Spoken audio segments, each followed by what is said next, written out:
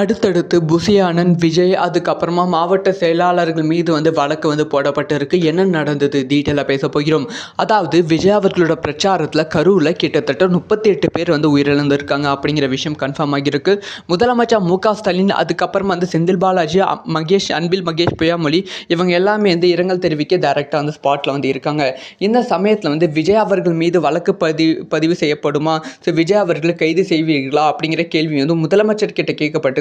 அதுக்கான விசாரணை போய்கொண்டு இருக்கு. விசாரணையோட முடிவில் இதுக்கான பதில் எங்களால் சொல்ல முடியும் அப்படிங்கிற விஷயத்தை ஸ்டாலின் அவர்கள் சொல்லியிருந்தாங்க. இதை தொடர்ந்து கரூர் காவல் அதிகாரிகள் புசி ஆனந்த் மீது இப்போ வழக்கு போட்டிருக்காங்க. ஒழுங்கான ஆர்கனைசேஷன் இல்லாததால் இந்த மாதிரி தவறு நடந்திருக்கு அப்படி சொல்லி அவர் மீதும், அதுக்கப்புறமா 4 மாவட்ட செயலாளர்கள் மீதும் வழக்கு போடப்பட்டிருக்கு.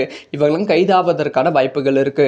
அதைத் தொடர்ந்து நடிகர் தமிழக வெற்றி கழகத்தின் தலைவர் விஜய் அவர்களோட வீட்டு முன்னாடி 15 போலீஸ் பாதுகாப்புக்கு இருக்காங்க. விஜய் அவர்கள் மீது அடுத்தடுத்து நடவடிக்கைகள் எடுப்பதற்கான வாய்ப்புகள் இருக்கு அப்படின்னு சொல்லப்படுகிறது. விஜய் அவர்கள் இது எப்படி ஹேண்டில் பண்ண போறாங்க, இதிலிருந்து எப்படி வெளியே வர போறாங்க அப்படிங்கிற விஷயத்தை வெயிட் பண்ணி தான் பார்க்கணும்.